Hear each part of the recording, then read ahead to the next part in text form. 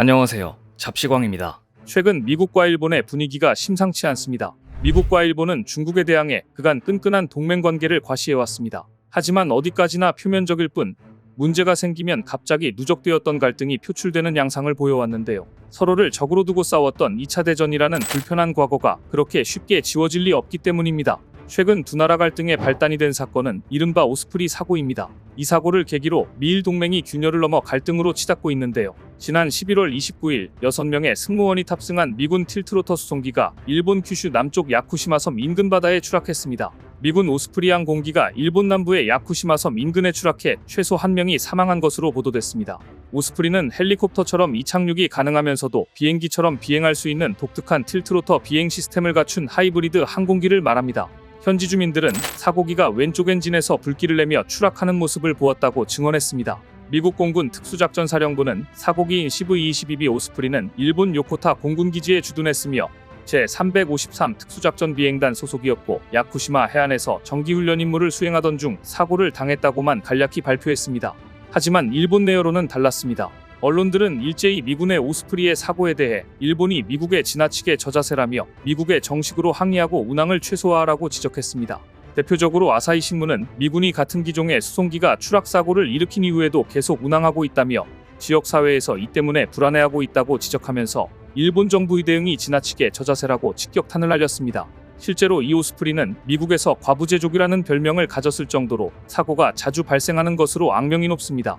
이런 불안정한 타국의 비행체가 자국 하늘을 계속 날아다닌다면 누구든 좋아할 리 없습니다. 미야자와 히로유키 일본 방위상의 인터뷰 태도도 논란이 됐습니다. 기자들이 왜 이 오스프리 추락 사건을 추락이라고 부르지 않고 사고라고 표현하느냐는 날카로운 질문을 하자 미군 측은 조종사가 마지막까지 최선을 다했다고 설명하면서 긴급 수상 착륙이라는 용어를 사용했다고 말해 추락을 추락이라 말도 못하고 사고라 말하는 저자세의 끝을 보여주었습니다. 아사히 신문은 일본 정부가 미국에 대해 저자세로 일관하는 배경으로 미국과 일본의 군사적 밀착 기류 이후로 항공기 운항을 중단하라는 기본적인 요구조차 하기 어려워졌다고 진단했습니다.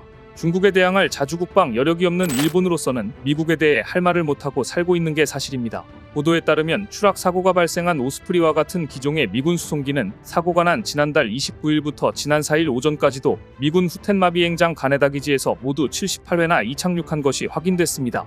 후텐마 비행장이 있는 오키나와현 기노한 시내에 사는 한 주민은 아사히 신문과의 인터뷰에서 솔직히 집 근처에 떨어질까봐 무섭다고 말했습니다.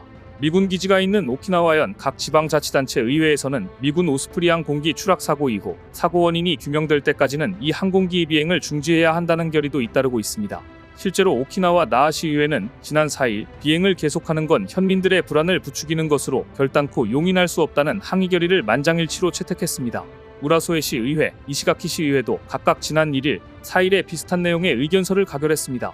이보다 한 발 더 나아가 오키나와현 의회는 미군기지 관계특별위원회를 열고 의견서 혹은 항의결의 채택을 위한 절차에 돌입했습니다. 솔직히 일본 입장에서는 사고를 자주 일으키는 미군의 오스프리가 끊임없이 자국 영토에서 날아다니는 상황이 결코 좋을 리 없습니다. 하지만 미국은 이런 것을 전혀 신경 쓰지 않고 있습니다. 일본의 불만 따위 관심받기라는 태도입니다. 오스프리는 지난 몇 년간 치명적인 사고를 많이 일으켰습니다. 지난 8월에는 호주에서 23명의 미 해병대가 탑승한 오스프리가 정기훈련 중 추락해 조종사를 포함해 3명이 사망했고 5개월 전 노르웨이에서는 MV-22에 탑승한 미 해병대원 4명이 사망했습니다. 보잉과 벨 헬리콥터가 개발한 CV-22B는 각 날개에 로터를 장착해 헬리콥터처럼 이착륙할 수 있고 터보프롭 비행기처럼 비행할 수도 있는데요. 오스프리는 특수작전 부대를 위한 장거리 침투, 유출 및 재보급 임무를 수행하는 데 주로 사용됩니다. 효용성이 매우 높기 때문에 사고가 자주 발생함에도 미국이 오스프리 운항을 고집하고 있는 것입니다. 다만 이 고집을 일본에서 부리고 있다는 점이 일본 입장에서는 아주 불편한 점입니다. 하지만 미군은 이러한 일본의 입장을 들은 채도 하지 않았습니다. 일본 정부가 지난 1일 안전성이 확인될 때까지 동종기종 비행을 멈춰줄 것을 요청했지만 미군 측은 거듭 그럴 계획이 없다고 무시했습니다. 그런데 지난 6일 갑자기 미군은 태도를 바꿔 오스프리 수송기 전체 운항을 잠정 중단하겠다고 발표했습니다. 지난 6일 미 공군 특수전사령부가 지난달 29일 일본 야쿠시마 인근에서 발생한 CV-22 오스프리 수송기 사고에 대한 조사가 계속되는 동안 위험을 완화하기 위해 CV-22함대의 작전 중단을 지시했다고 발표한 겁니다. 하지만 운항 중단을 발표하는 과정에서조차 일본은 미군에게 철저히 무시당한 것으로 드러났습니다. 아사히 신문은 미국이 오스프리 수송기의 전세계 운항을 중단하기로 한 방침을 일본 방위상이 사전 통보받지 못했다고 대서특필했습니다. 보도에 따르면 기아라미노로 일본 방위상이 미국의 이번 조치를 처음 확인한 것은 국회 출석 중이던 지난 7일 오전이었던 것으로 드러났습니다. 심지어 미군이 정식 통보를 해준 것도 아니고 국회 출석 중에 미군 홈페이지를 통해 이런 내용이 발표되었다는 것을 사무실을 통해 전달받았다는 것입니다. 이 정도면 미일이 동맹이 맞나 의심스러울 정도입니다. 당연히 일본 야당 의원들은 방위상이 이런 중대 정보를 알게 된 시간이 일반인과 같다니 놀랍다고 비판했는데요. 그러자 기아라 방위상은 어쩌면 새로운 정보가 발표될 수도 있다는 사전 연락은 받았다고 해명했는데요. 해명치고는 너무나 궁색했습니다.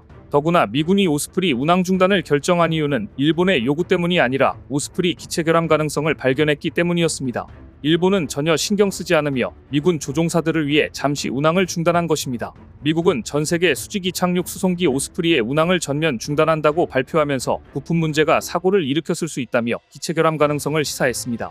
이번 운항 중단은 미공군 51대, 해병대 400대, 해군 27대 등 전 세계에서 운용 중인 오스프리는 원인 규명이 이루어질 때까지 비행이 금지되는데요. 그런데 최근 한국에서도 비슷한 사건이 발생했습니다. 최근 한국 공군은 지난 9월 21일 충남 서산기지에서 이륙 직후 추락한 공군 KF-16 전투기 사고에 대한 조사 결과를 발표했습니다. 당시 사고기의 조종사는 이륙 36초 뒤 기체에서 강한 진동 및 충격 직후 엔진 오작동이 발생하자 조류 충돌로 판단하고 기지로 회항을 결정했습니다. 하지만 이후로도 엔진 실속 현상이 반복되면서 정상적인 착륙이 불가능해지자 결국 24m 고도에서 비상탈출 핸들을 당겼고 1초 뒤 기체는 활주로 사이 풀밭에 추락했습니다. 조종사가 추락 1초 전 극적으로 비상탈출에 성공한 것인데요. 공군은 9월 21일 추락한 사고기의 엔진 내부에 부착된 러버실, 즉 고무 패킹이 비행 중 갑자기 떨어져 나가 엔진 내부로 유입된 것이 사고 원인으로 확인됐다고 밝혔습니다. 러버실은 엔진 작동 시 진동을 감소시켜주는 부품인데요. 공군은 동종 엔진을 운용 중인 모든 국가를 통틀어 러버실이 탈락한 고장 사례는 이번이 처음이라고 밝혔습니다.